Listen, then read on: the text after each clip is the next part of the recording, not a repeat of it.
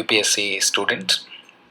Now today's current affairs, I've got two concepts, that is BEAM 2.0 and we have enterprise development centers. So it takes 10 minutes.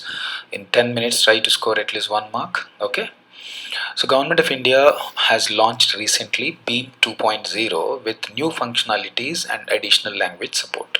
The heading itself, so BEAM was there before. It's a payment app which was actually the initiative of Government of India with the support of Reserve Bank of India, and uh, in addition to this, existing anyway payment bank operations were going on. In addition to this, we have something called additional language support. That means new languages were added. So you need to know in the beginning when the app was launched for the sake of payments, what were the languages and what languages are going to be added for this. Okay. So what is this? It's a Bharat interface for money. Bharat interface for money. Everybody clear? Yes, is a UPI Bharat. BH means Bharat, I interface, M for money, like that. Okay, it's a UPI. UPI. What is UPI? Unified Payment Interface. Unified Payment Interface means one payment interface through different banks we can actually enable. That is one thing, right? So developed by National Payment. So in that one single point only, there are three important things. First of all, BEAM is a UPI based payment interface. Second thing is it is developed by National Payments Corporation of India. National Payments Corporation of India. So what basically it allows real-time fund transfer. Real-time in the sense instantaneously fund transfer can happen. Instantaneously fund transfer can happen. That is the story. Okay. So the third point is launched in December 2016. Okay, so current affairs does not mean you must remember only 2018, any latest event, because what if 2016 onwards there was nothing when it comes to this one. So you must have an idea about what all recent happenings. I repeat once again, it's Bharat interface for money. It's a UPI based payment interface. It's basically to make payments, like we must have heard about a private sector payment bank, that is Paytm. Just like that, we also have government initiated payment interface, that is Bharat interface for money, and it was developed by National Payments Corporation of India in 2016. Okay, recently we have added new features for this BEAM 2.0. Okay, what is this? Is a donations gateway. That means you can start now sending even donations. Increased transaction limits. Amount of money that can be sent is increased now. Linking multiple banks. Previously few banks were there, now number of banks have been added for this. And offers from merchants also, like traders also. Option of applying in IPO. That means if a company wanted to raise money from public, initial public offer, then you want people to invest in your company through online, etc., that is also is given. So that means through this app a person can even invest in company through IPO. Gifting money, so donations related, gifting related, IPO, these were not there before. All these additional features, I'm telling you, nowadays the A to Z, most of the transactions can be done easily with the help of this. Okay, then we have something called, it also supports 3 additional languages. This is very important for you to remember at any cost. Konkani language, Bhojpuri language, Haryani language. These were the 3 important languages which were actually added. In addition to existing languages, there are 13 languages. In addition to existing 13 languages, we have got 3 other languages. KBH, remember KBH. Okay, everybody clear? Once again, this is a payment gateway. Understood? It's a UPI based payment interface where money can be transferred from vendors, etc., etc. You can even invest money through this, you can even transfer money, etc. This is developed by National Payments Corporation of India. It was established originally in the year 2016, and recently so many features have been added. These features are basically these things: donations gateway, transactions, increased transactions limit, multiple banks have been offered.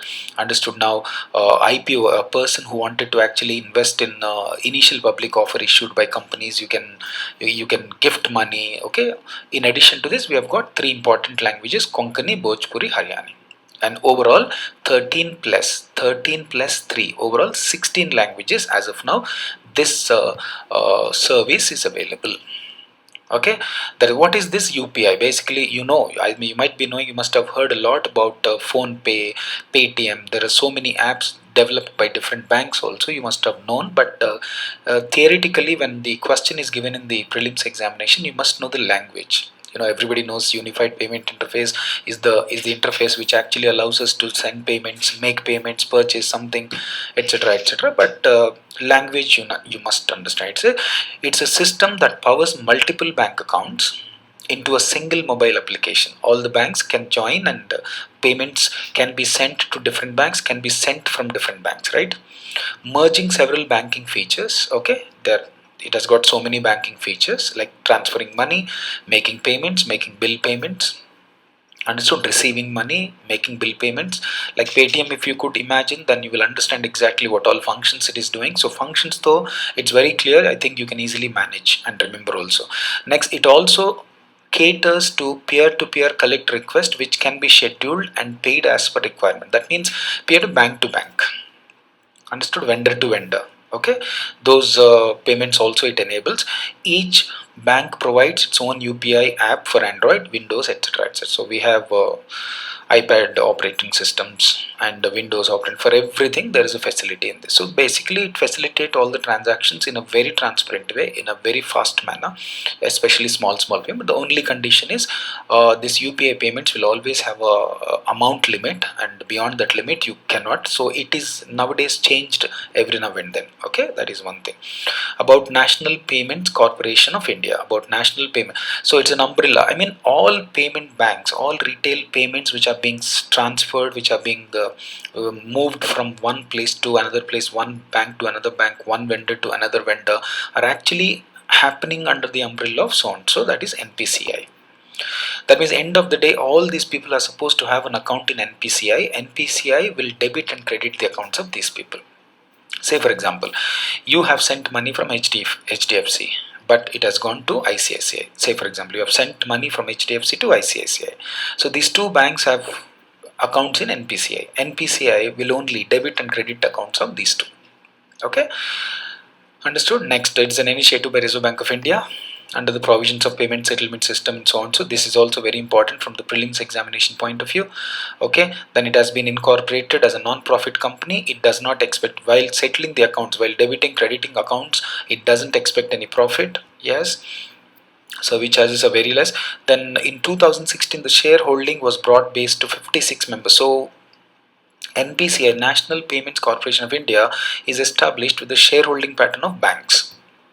That means in this, who are actually holding shares? 56 banks as of now, and government is seriously thinking of increasing this number of banks more than 56. As of now, there are 56. As of now, there are 16 languages, 56 banks participating in NPCI.